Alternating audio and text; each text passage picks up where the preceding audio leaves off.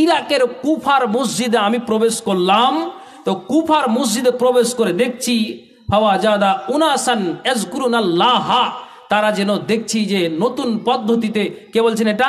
আব্দুল্লাহ ইবনে মাসউদ বলছেন যে আমি ওই কুফার মসজিদে যখন প্রবেশ করলাম, তো কুফার মসজিদে প্রবেশ করে দেখছি যে তারা জিকির আজকার তসবিহ তাহলিল করছে।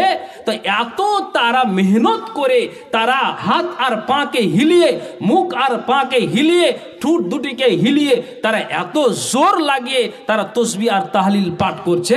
আল্লাহু আকবার। আব্দুল্লাহ ইবনে মাসউদ বলছেন ফাগাযিব আব্দুল্লাহ ইবনে মাসউদ, আব্দুল্লাহ ইবনে মাসউদ রেগে গেলেন গাজবান শাদীদা। এত কঠোর ভাবে তিনি রেগেছেন আব্দুল্লাহ ইবনে মাসউদ যে কি কাজ এরা শুরু করেছে। আচ্ছা, আপনি এই কথাটার জবাব দেন তো। মসজিদের ভিতরে আব্দুল্লাহ ইবনে মাসউদ দেখছেন যে তারা সুন্দর করে তারা কি করছে, সুবহানাল্লাহ, আলহামদুলিল্লাহ, আস্তাগফিরুল্লাহ, যতগুলি দোয়া দূরে আছে, জিকির আজকার আছে, তসবিহ তাহলিল আছে, এগুলো তারা পাঠ করে যায়। কোথায়? না তো কুফার মসজিদে। আব্দুল্লাহ ইবনে মাসউদ বলছেন গাজবান শাদীদা, আমি এতটাই কঠোরভাবে রেগে গেলাম, চোখগুলি আমার লাল হয়ে গেল। আচ্ছা বলেন তো, এটা তো ভালো কাজ। আল্লাহর তসবিহ তাহলিল যদি আপনি পাঠ করেন, সুবহানাল্লাহ মুখ দিয়ে যদি একটা মানুষ উচ্চারণ করে, আল্লাহর পবিত্রতা বর্ণনা করা হলো। আলহামদুলিল্লাহ আপনি যদি মুখ দিয়ে বলেন তাহলে আল্লাহর প্রশংসা করা হলো। আপনি লা ইলাহা ইল্লাল্লাহ এটা যদি বলেন, আল্লাহ ব্যতীত কোনো মাবুদ না এটা সাক্ষী দেওয়া হলো। তাহলে তারপরও আব্দুল্লাহ ইবনে মাসউদ বলছেন যে এদের জিকিরগুলোকে দেখে, এদের তসবিহগুলো গুনাহকে দেখে আমার চোখ আর মুখ লাল হয়ে গেল।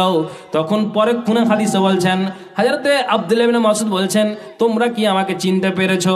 যারা চিনতে পেরেছো পেরেছোই, যারা পারোনি তো পরিচয় নিয়ে না, আনা ইবনে মাসউদ, আমি হলাম ইবনে মাসউদ, আব্দুল্লাহ ইবনে মাসউদ। আচ্ছা বলো তো, তোমরা কি সাহাবীর চাইতে, নবীর চাইতে, সাহাবীর চাইতে তোমরা কি বেশি ইমানদার হতে চাইছো? কেননা তোমাদেরকে দেখছি মসজিদের ভিতরে নতুন পদ্ধতিতে জিকির আজকার তোমরা চালু করে দাও। নবীর তারিকা নয় তো, নবীর তারিকা যদি না হয় আমার আর আপনার, তাহলে ভালোবাসা তো থাকলো না।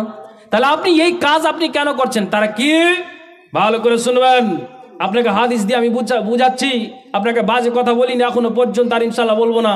তা আব্দুল্লাহ ইবনে মাসউদ বলছেন যে আমি রেগেছিলাম এই জন্য যে কেউ তারা ছোট ছোট পাথরগুলিকে নিয়ে, কেউ তারা আপনার তসবির দানাগুলিকে নিয়ে তারা মসজিদের ভিতরে একটা করে পাথরকে আপনার কি করে সরায় আর সুবহানাল্লাহ বলে। আবার আপনার কাউকে দেখছে যে তারা ছোট ছোট পাথরগুলিকে নিয়ে তারা সুবহানাল্লাহ, আল্লাহু আকবার, আলহামদুলিল্লাহ এই তসবিহগুলিকে তারা পাঠ করে। আব্দুল্লাহ মাসউদ জোর গলাতে বললেন হাতের দিক দিয়ে তোমরা কি করো, এই হাতে তোমরা গিনতি করো, সুবহানাল্লাহ 33 বার বলো, আলহামদুলিল্লাহ তোমরা বলো, আল্লাহু আকবার তোমরা হাতি তোমরা তসবিহ পাঠ করো। খবরদার, নবীজির জীবদ্দশায় কোনোদিন আল্লাহ পাকের রাসূল নিজ হাতে তসবিহ নিয়ে নবীজি আপনার তসবিহ গণনা করেননি। তাহলে একটা মানুষ যদি কি করে, মসজিদে বসে ওই দানাগুলিকে নিয়ে জিকির আজকারকে চালিয়ে যায়, তসবিহ তাহলিলকে পাঠ করে যায়, তাহলে এটা জেনে নিতে হবে যে ভালো কাজটা আপনি করতে বসেছেন তো এটা নবীর তারিকা নয়। আর যে মানুষটা নবীর তারিকার বাইরে কাজ করবে, কোনোদিন তার ভিতরে নবীর ভালোবাসাটা আসতে পারে না, পারে না, পারে না। কথা বুঝতে পারলেন? হ্যাঁ না একটু বলবেন। তাহলে এই তসবিহ, এই দানা নিয়ে, পাথর নিয়ে তারা সুন্দর করে ওই তাবিজের মতো করে বানিয়ে তারা ওই জিকির আজকারকে করছে। তার জন্য আব্দুল্লাহ ইবনে মাসউদ বলছেন এটা নবীর তারিকা নয়, এটা তোমাদের ছেড়ে দিতে হবে। তাহলে এই আচরণ যদি আমার আপনার ভিতরে থাকে, ভালোবাসাটা আমার আপনার ভিতরে নেই, ওভার কাজ হচ্ছে, যে নিয়ম সেই নিয়ম আপনি চালে যান, তাহলে জেনে নিতে হবে যে এই ভালোবাসা নবীর প্রতি আমার আর আপনার আছে, যে ভালোবাসা আমার আর আপনার প্রতি আছে। যেই মহিলা একবার শোনার পরে আল্লাহর কাছে দোয়া করলেন যে না, আমি আল্লাহর কাছে শপথ করে, আল্লাহ যতদিন তুমি আমাকে বাঁচিয়ে রাখবে আমি আমার জীবনে আমি কোনোদিন এই সুন্নাতকে ছেড়ে দিব না। তাহলে আপনি এই তারিকাতে চলুন। এই তারিকাতে চলতে গেলে কি হবে, এই নবীর প্রতি ভালোবাসাটা আপনার একটা প্রমাণ হয়ে যাবে।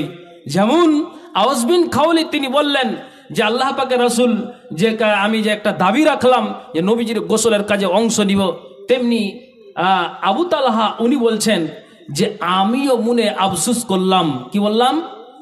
যেই দিন নবীজি, যেই দিন আল্লাহ পাকের রাসূল মারা যাবেন, যেমন আপনাকে বুঝাই, আয়েশার কামরাতে আল্লাহ পাক রাসূল মারা গিয়েছেন।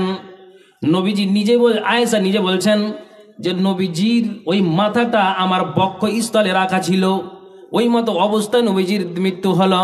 আয়েশা বলছেন যে আমি কত ভাগ্যবান, নবীজির ভালোবাসাটা আমার অন্তরে এতটাই গাঢ় হলো, এতটাই দৃঢ় হলো, এতটাই মজবুত হলো, শেষকালেও আমি আয়েশা ভালোবাসাটা আমি জোর তাল আমি পেয়ে গেলাম।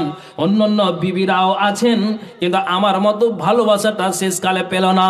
কেননা যে নবীজি আমার বক্ষস্থলে মাথা রেখে আল্লাহ পাক রাসূল বিদায় হলেন। আবু তালহা বলছেন যখন তিনি মারা গেলেন তখন আমি খবরটা পেলাম, তখন আমি নিজে কোদালিটাকে হাতে নিলাম, আর কোদালিটাকে হাতে নিয়ে আয়েশার কামরাতে আমি চললাম, আর আয়েশার কামরাতে চলে আমি একাই কবরটাকে আমি খনন করলাম। কে বলছেন? না তো আবু তালহা বলছেন। কেন বলছেন? আমি এত নবীকে ভালোবাসি, নবীর উঠা, নবীর বসা, নবীর চলা, আমি এই নবীর উঠা আর বসা আর চলাকে এতটাই আমি ভালোবাসি, তো শেষকালে আমি কাকে কোদালি দিব রে? আমি নিজেই কোদালিটাকে হাতে নিলাম, আর কোদালিটাকে হাতে নিয়ে আমি নবীর কবরকে খনন করতে চললাম। বলেন সুবহানাল্লাহ, একটু জোরে বলেন সুবহানাল্লাহ। এই হলো নবীর ভালোবাসা। ওভার করতে গেলে আমার আর আপনার ক্ষতি আছে।